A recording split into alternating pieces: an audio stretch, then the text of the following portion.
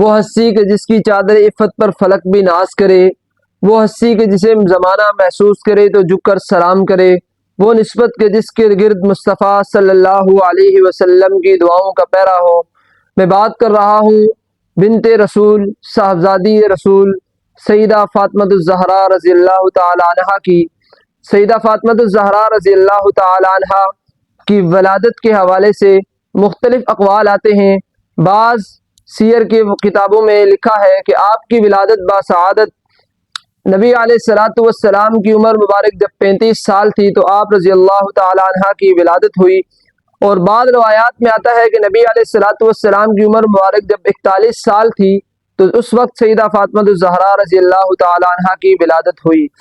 سیدہ فاطمۃ الزہرا رضی اللہ تعالی عنہ سیدہ خدیجہ الکبریٰ رضی اللہ تعالی عنہ کے بطن سے پیدا ہوئی، اور آپ سے قبل سیدہ خدیجہ الکبریٰ رضی اللہ تعالی عنہ کے بدن سے پیدا ہونے والی 3 صاحبزادیاں نبی علیہ الصلوۃ والسلام کی، جو سیدہ فاطمۃ الزہرا رضی اللہ تعالی عنہ سے بڑی تھی۔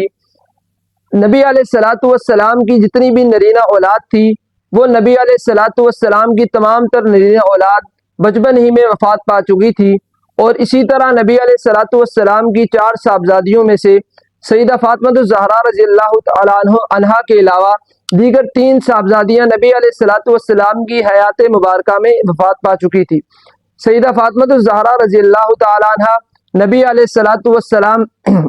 کی پرورش میں رہی، اور انہوں نے اپنا بچپن نبی علیہ الصلوۃ والسلام اور اماں جان سیدہ خدیجہ الکبریٰ رضی اللہ تعالی عنہا کے زیر سایہ گزارا۔ پھر سیدہ فاطمۃ الزہرا رضی اللہ تعالی عنہا ابھی 15 سال کی ہی تھی کہ سیدہ خدیجہ الکبریٰ رضی اللہ تعالی عنہا کا انتقال ہو گیا۔ یوں سیدہ فاطمۃ الزہرا رضی اللہ تعالی عنہا والدہ کی شفقت سے محروم ہو گئی۔ نبی علیہ الصلوۃ والسلام کے ساتھ سیدہ فاطمۃ الزہرا رضی اللہ تعالی عنہا کی محبتیں بچپن ہی سے بہت زیادہ تھی۔ سیر کی کتابوں میں بچپن کا ایک واقعہ نقل کیا جاتا ہے۔ سیدنا عبداللہ بن مسعود رضی اللہ تعالی عنہ نقل کرتے ہیں کہ ایک موقع پر جب نبی علیہ الصلوۃ والسلام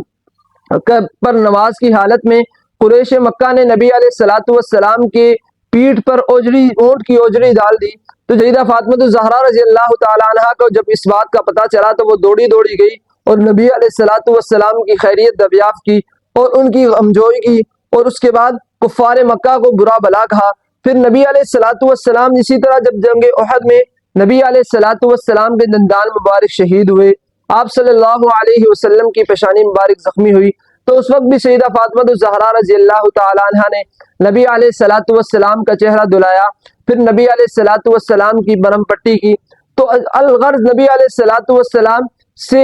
شروع ہی سے سیدہ فاطمۃ الزہرا رضی اللہ تعالی عنہا نبی علیہ الصلوۃ والسلام کی بہت زیادہ فکر کرتی تھی، اور ان کے ساتھ بہت زیادہ لگاؤ تھا۔ سیدہ فاطمۃ الزہرا رضی اللہ تعالی عنہا اسی وجہ سے نبی علیہ الصلوۃ والسلام کی بہت زیادہ لاڈلی بھی تھی، پیاری بھی تھی۔ سیدہ فاطمۃ الزہرا رضی اللہ تعالی عنہا نے اسلام کے لیے بچپن ہی سے مشقتیں تکالیف برداشت کی، چنانچہ جب نبی علیہ الصلوۃ والسلام پر قریش مکہ نے اور کفار مکہ نے مکہ کے اندر بے شمار ظلم و ستم کیے، پھر اللہ کے حکم سے نبی علیہ الصلوۃ والسلام نے اسلام کی بڑی ہجرت جو مکہ سے مدینہ کی طرف کی، سیدنا صدیق اکبر رضی اللہ تعالی عنہ جس میں نبی علیہ الصلوۃ والسلام کے رفیق ٹھہرے، اس موقع پر نبی علیہ الصلوۃ والسلام بھی اور سیدنا صدیق اکبر بھی اپنے خاندان والوں کو، اپنے اہل و عیال کو مکہ کے اندر چھوڑ کر مدینہ کی طرف ہجرت کی تھی انہوں نے۔ پھر جب نبی علیہ الصلوۃ والسلام مدینہ کے اندر مقیم ہو گئے تو نبی علیہ الصلوۃ والسلام نے کچھ صحابہ اکرام کی ڈیوٹی لگائی، ان کی ذمہ داری لگائی، اور ان کو کچھ مال و متاع عطا کیا کہ جا کر وہ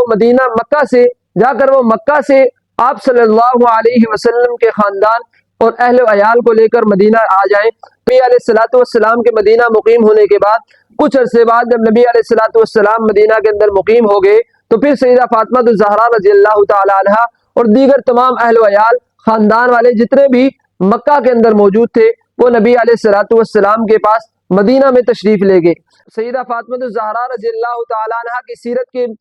مزید پہلو آپ کے سامنے انشاءاللہ اگلی ویڈیو میں رکھیں گے۔ تب تک کے لیے اجازت دیں۔